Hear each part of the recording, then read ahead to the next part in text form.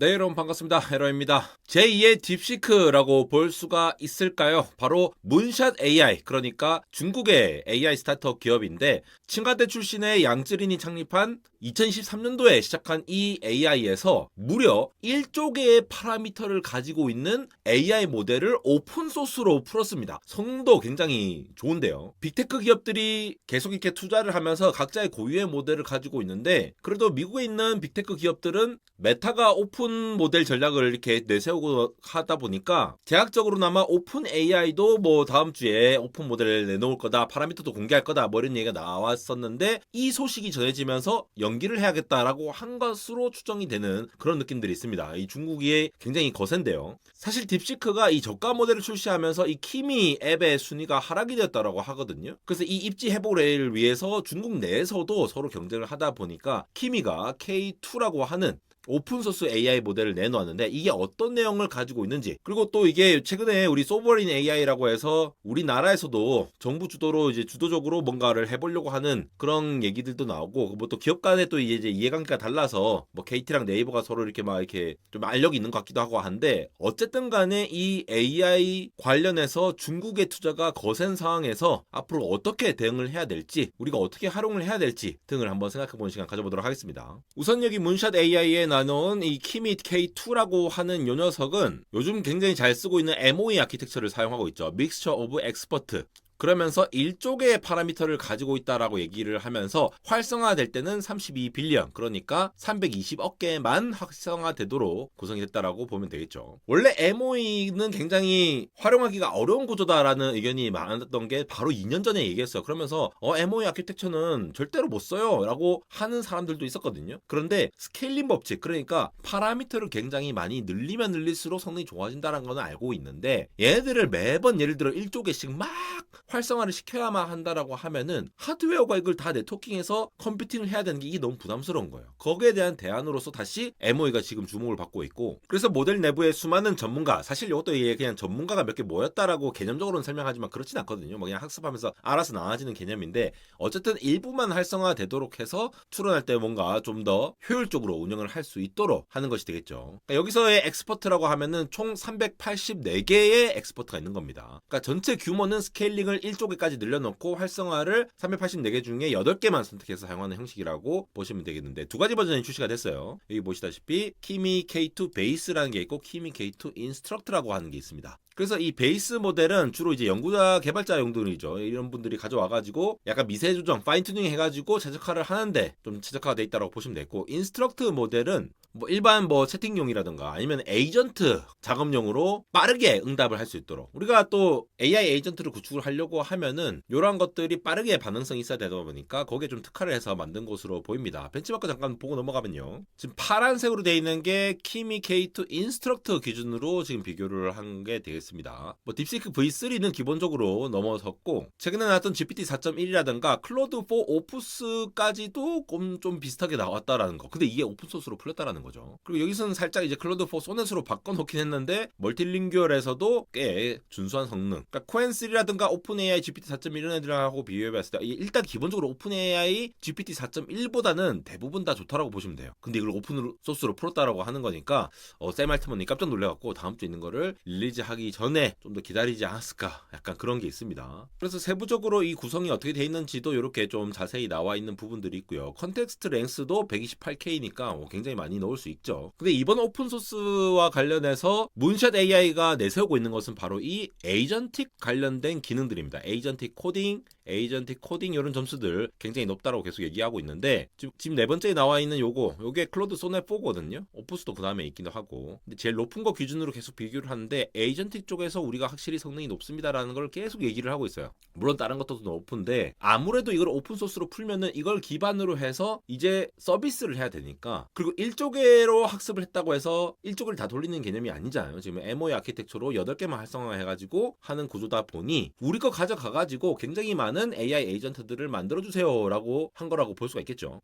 이 실제로 학습한 내용을 살펴보니까 일단 가상 환경에서 수백 개의 에이전트가 도구 사용을 반복해서 연습을 하도록 이렇게 학습을 한 다음에 또 AI 심판이 있는 거죠. 그래서 이 작업 결과가 어떻게 됐는지를 보고 좀 부적절한 거는 필터링 할 수 있도록 이렇게 해갖고 계속 학습 품질을 향상시킨 것으로 보입니다. 그래서 키미 K2 인스트럭트라고 하는 이 인스트럭트의 개념이 강학습식으로 좀 그렇게 튜닝을 한 것이 아닐까라고 예상되는 부분들이 있고요. 벌써부터 K2를 프리로 사용하는 방법에 대해서도 이렇게 많이들 나오고 있어요. 뭐 영상도 많이 올라오셨으니까 제가 따로 나누겠지만 관심 있으신 분들은 근데 이거 돌리려면 아무래도 아무리 일쪽에 파라미터 큰 걸 돌렸다 하더라도 이걸 다 구동할 수 있을 만한 시스템이 있어야 되는데 그건 좀 쉽지 않겠죠. 그래서 개발자분들이라든가 아니면은 뭐 연구용 혹은 뭐 기업 단위에서 이렇게 쓸 수 있을 것 같다라는 거 참고해 주시면 될 것 같고 그것보다는 이제 이런 중국의 공세가 이제 빡세다라고 하는 점이 있어서 진짜 중국 뭔가 우려되는데 약간 이런 느낌들이 있잖아요. 그런 거 알아보기 전에 이게 프리트레이닝으로 일단 15.5조 개의 토큰 그러니까 인터넷에 있는 거 싹 다 긁어 모았다 약간 이런 느낌이 되는 것 같고 자 이제는 이게 참 뭐 저작권이니 뭐니 이런 것들에 대한 것들이 참 그레이 영역으로 가서 좀 조심스럽죠 사실. 그리고 아까 짚어드렸다시피 컨텍스트 랭스가 128K면은 그러니까 책 한 권이라고 보시면 될 것 같아요. 그리고 여기서 뮤온 클립 옵티마이저라는 요 얘기가 많이 나오는데 요거는 AI 모델을 좀 더 안정적으로 그러니까 좀 더 빠르게 학습을 시키기 위해서 만들어진 알고리즘이라고 보시면 되는데 특히 이렇게 일족의 이런 대규모 모델을 학습을 시키고 할 때는 이 학습 불안정성이라는 게 생긴다라는 거죠. 그러니까 이게 잘 학습돼갖고 어떤 방향으로서 이렇게 연결이 잘 돼야 되는데 한번 이렇게 쑥쑥 미끄러져갖고 이상한 쪽으로 막 흘러내리거나 흘러내려간다라거나 뭐 약간 길을 막 잃고 헤매는 약간 그런 현상 같은 것들을 막아주는 역할을 한다라고 이해를 하시면 되겠고 그래서 이러한 안정성을 지키는 역할도 했다라고 잘 챙겨서 했다라고 얘기를 하는 것이 되겠고 근데 아까 점수 말씀드린 것 중에서 놀라웠던 것이 이 메스 500 점수 같은 경우가 굉장히 압도적으로 나왔더라고요. 이거 다 대부분 다 요도 정도 한 90점대 초반 정도 나왔는데 굉장히 압도적으로 높게 나온 거 이런 부분들은 아무래도 이 스케일링 효과에 따라서 굉장히 큰 모델을 썼을 때에 뭔가 잘 최적화를 해서 이런 걸 달성하지 않았을까라고 기대가 되는 부분들이 있죠. 여러분 이거 API로도 물론 나왔고 뭐 서비스로 나오는 것도 사용할 수 있지만 오픈 소스로 풀렸다라는 게 굉장히 핵심입니다, 여러분. 그래서 문샷 AI의 여기 프라이싱 정책도 가보면은 굉장히 싸요. 자, 가장 최근 버전 보시면은 뭐 8K, 32K, 128K 각각의 정책들이 나와 있는데 이게 100만 토큰당 0.15달러거든요. 인풋 기준이고 출력은 이제 2달러고. 그러니까 오픈 AI나 엔트로픽 대비해서는 굉장히 싸게 지금 나오고 있다 보니까 이런 식으로도 싸게 접근을 하는데 이거 API 활용에 있어서 말하는 겁니다. API는 내가 오픈 소스 모델을 설치하는 것이 아니라 얘네들이 서버를 제공하고 그냥 호출해서 쓰는 방식인 거죠. 방금은 작은 모델을 보여드렸지만 이렇게 큰 모델도 똑같은 정책이에요. 1만 토큰에 2.5달러 정도 이렇게 되니까 이거를 안 쓸 이유가 있나? 약간 이렇게 된 거죠. 7월 10일 날 방금 나온 거죠. 근데 이것조차도 돈을 안 쓰고 싶으신 분들은 그냥 오픈소스로 가져가서 하드웨어만 받쳐주는 환경이 된다라면 쓸 수 있다라고 이해를 하시면 되겠고 결국은 이 오픈소스 전략이라고 하는 것이 이 고성능의 AI의 진입장벽을 빅테크들의 소유물이 아니라 그냥 나들 쓸 수 있게 해줄게 라고 하니까 개발자들은 이제 신나는 거죠. 그래서 몇 센트만 투자하면은 파이썬으로 이렇게 채팅을 이렇게 하는 거죠. 뭐 2020에서 2025년도 샐러리 데이터를 가지고 와가지고 뭐 너의 분석을 더해서 이렇게 만들어줘 했더니 결과값이 이렇게 나왔다는 겁니다. 파이썬으로 비주얼라이제이션 이런 것들 그냥 시켜서 바로바로 할 수 있게 이런 것들이 몇 센트 그러니까 몇백 원만 주면은 바로 만들어지는 세상이 된 거죠. 이게 제미나이 플래시만큼 싸다라고 얘기를 하고 있는 거죠. 그래서 에이전틱 AI를 제대로 활용을 한다는 측면에서 여러분들이 요렇게 잘 구성을 할 수 있다라는 점을 볼 수가 있겠고 키미 K2가 제미나이 2.5 프로를 사용해서 4일 동안 6번이나 시도해서 웹용 마인크래프트를 한 번에 만들었어요 라고 하면서 와 이런 것들 자바스크립트 만들어서 구성해서 이렇게 바로 만들어줬다라는 거 이런 얘기들이 나오기도 하고 굉장하네요. 거기다가 이런 것도 타이핑 게임을 만들었대요. 그러니까 클로드 코드를 이용하고 베이스로 해서 K2를 이렇게 넣어가지고 해봤더니 이렇게 만들어가지고 금방 뚝딱뚝딱 해가지고 뭘 만들었냐? CSS도 알아서 이제 세팅을 해가지고 타이핑을 이렇게나 재밌게 빵빵빵빵 만들어준 거를 금방 만들 수 있다라는 겁니다. 와 진짜 대단하죠. 그래서 이 K2가 단순한 어떤 챗봇을 넘어가지고 에이전트 기능을 잘 수행을 하도록 이제 강조를 하고 있는데 일상 속에서 어떤 구체적인 문제가 주어지면은 이거를 해결할 수 있도록 하는 여러분들이 알아서 만들어 쓰세요.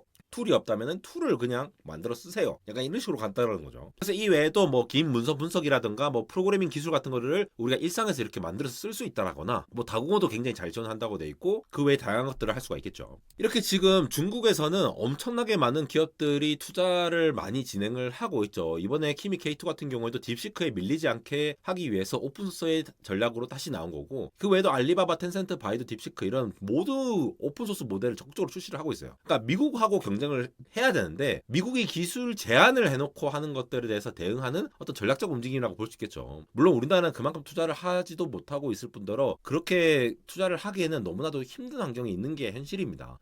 어쨌든 중국은 근데 개발자들을 이렇게 오픈소스로 풀어놓으면은 어쨌든 이거를 활용할 수 있게끔 되니까 기술력을 과시한 동시에 어떤 글로벌 개발자 커뮤니티를 만들 수가 있겠죠. 오픈소스를 가져오는 거는 이들한테 정보를 파는 게 아니에요, 여러분. 이거 잘 모르시고 많이들 얘기를 하시던데 서버를 이용한 게 아니고요. 오픈소스를 가져오게 되면은 그냥 내 컴퓨터에서 돌리는 겁니다. 그렇다 보니까 예를 들어 돈이 많이 없는 스타트업이라든가 심지어 우리나라 대기업들도 이것들을 쓸 수가 있겠죠, 당연히. 왜냐면 투자를 안 해도 이렇게 좋은 모델을 쓸 수 있다라는 거예요.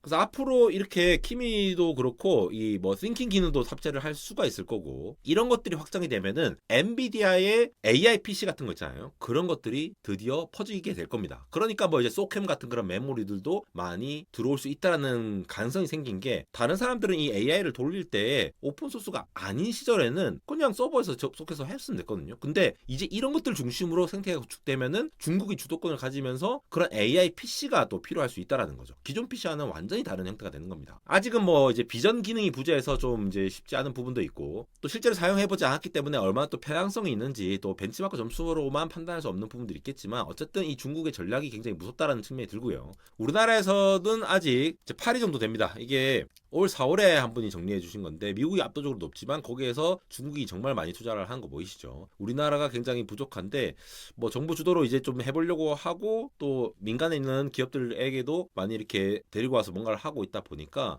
과연 우리가 자체 AI 모델을 세워야 할지, 아니면은 뭐 KT는 최근에 마이크로소프트와 협력해갖고 우리나라에서 사용되는 데이터만을 가지고 AI를 설립한다 뭐 이런 얘기도 하고 있죠. 그래서 소버린 AI에 대해서 사실 이게 정의가 달라요. 사실 네이버가 그런 얘기를 제일 많이 하지만 KT가 또 얘기하는 거 다르다 보니 서로 막 싸우고 그러거든요. 어쨌든 간에 이게 그냥 기술 장벽이 하나의 국가 핵심 모델을 자립을 해야 된다라고 주장을 하는 것이 이제 네이버 쪽의 얘기고, KT는 그 모델 자체의 얘기보다는 그 학습을 할 때 그 데이터가 더 중요하다 이런 관점에서 보고 있죠. 어쨌든 이 주권을 확보를 한다는 입장에서 앞으로 어떻게 흘러갈지 모르겠는데, 중국은 하드웨어건 소프트웨어건 모든 것, 데이터도 다 포함해서 자기네들이 다 가지고 있다 보니까 여기에 대해서 우리나라는 또 어떻게 대응을 해야 될지, 이런 것들이 좀 더 신경이 많이 써지는 부분이 되겠습니다. 원래는 그록4를 정리를 하고 있었는데 이 소식부터 먼저 드려야 될 것 같아서 빠르게 한번 정리해 보았습니다. 안달공학 해외 채널 언리얼텍에서도 영어로 듣고 싶으신 분들 많은 관심 부탁드리고요. 인스타그램에서도 짧은 소식도 이렇게 전달드리고 있으니까 많은 관심 부탁드립니다. 지금까지 에러였습니다.